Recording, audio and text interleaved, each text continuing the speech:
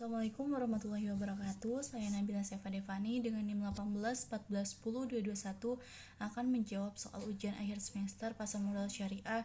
Yang pertama adalah paparkan kondisi perkembangan pasar modal syariah di Indonesia pada masa pandemi COVID-19 di tahun 2020. Di tengah pandemi COVID-19, pertumbuhan pasar modal syariah tetap menunjukkan indikator yang positif.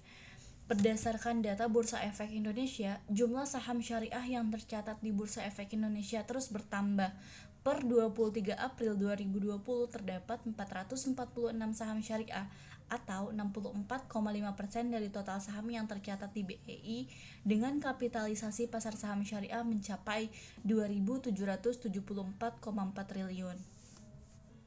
Selain itu juga pada masa pandemi COVID-19, Bursa Efek Indonesia melakukan inovasi kegiatan literasi dan inklusi pasar modal syariah dengan menyelenggarakan rangkaian kegiatan literasi dan inklusi online menggunakan platform live Instagram ataupun yang lainnya. Kegiatan-kegiatan tersebut contohnya seperti sekolah pasar modal syariah, syariah webinar series. Kegiatan edukasi secara online tersebut dilaksanakan dengan bekerja sama dengan institusi, kantor perwakilan, komunitas, ataupun anggota bursa. Pasar modal syariah Indonesia tetap menunjukkan pertumbuhan yang positif di tahun 2020. Buktinya, Indonesia kembali memperoleh penghargaan sebagai Best Islamic Capital Market 2020 dari Global Islamic Finance Award. Dengan perkembangan pasar modal syariah, Indonesia tidak hanya menjadi kiblat industri halal dunia, tetapi juga menjadi produsen dalam industri halal global. Peran pasar modal syariah menjadi penting sebagai alternatif penyedia sumber dana bagi pelaku usaha di industri halal, sehingga terwujud konsep halal value chain yang komprehensif mulai dari hulu ke hilir. Selanjutnya, jelaskan bagaimana menjadi investor di pasar modal syariah Indonesia yang tidak menyalahi prinsip-prinsip Islam dalam berinvestasi. Yang pertama adalah kenali semua variabel utama investasi syariah di pasar modal. Ada 3 hal utama yang harus dikenali investor saham syariah sebelum melakukan transaksi di pasar modal syariah Indonesia. Pertama, perusahaan efek atau anggota bursa yang akan menjadi wakil dalam melakukan transaksi saham syariah di pasar modal. Yang kedua, regulasi yang mengatur pasar modal syariah Indonesia, termasuk fatwa-fatwa terkait pasar modal syariah. Dan yang ketiga adalah saham syariah yang akan menjadi objek investasi di pasar modal syariah Indonesia. Selanjutnya, pelajari semua variabel utama investasi syariah di pasar modal. Investor syariah harus menghindari transaksi saham syariah yang termasuk gharar. Oleh sebab itu, mempelajari semua variabel utama investasi saham syariah di pasar modal adalah suatu keharusan bagi investor syariah.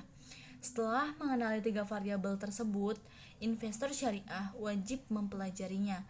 Proses transaksi akan semakin efektif apabila investor syariah sudah mempelajari semua faktor tersebut.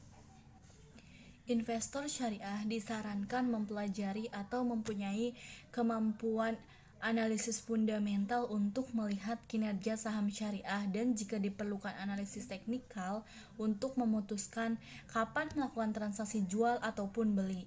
Namun, apabila tidak mempunyai kemampuan tersebut, investor syariah dapat mempelajari dan mengikuti saran para analisis saham.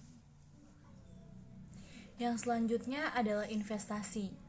Investor syariah dapat melakukan transaksi jual beli saham syariah kapan saja dengan rentang waktu yang singkat, misalnya transaksi harian atau rentang waktu yang panjang.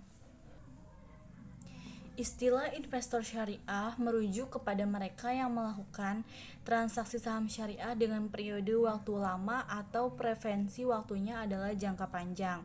Meskipun transaksi harian diperbolehkan secara syariah, tetapi pada hakikatnya transaksi saham syariah di pasar modal adalah investasi atau transaksi jangka panjang. Oleh sebab itu, investor syariah disarankan untuk melakukan investasi di pasar modal syariah daripada hanya sekedar trading atau spekulasi. Sejarah membuktikan bahwa hanya investor yang melakukan investasi yang berhasil menjadi investor sukses di pasar modal. Misalnya investor yang hanya memiliki modal 1 juta, kemudian seluruhnya 1 juta tersebut dibelikan saham syariah, maka 1 bulan mungkin sudah termasuk jangka panjang. Sebaliknya, investor memiliki modal sebesar 1 miliar dan membeli saham syariah senilai 1 juta, maka 1 bulan termasuk jangka sangat pendek. Cukup sekian dari saya. Mohon maaf apabila ada kesalahan. Kurang lebihnya mohon maaf. Wassalamualaikum warahmatullahi wabarakatuh.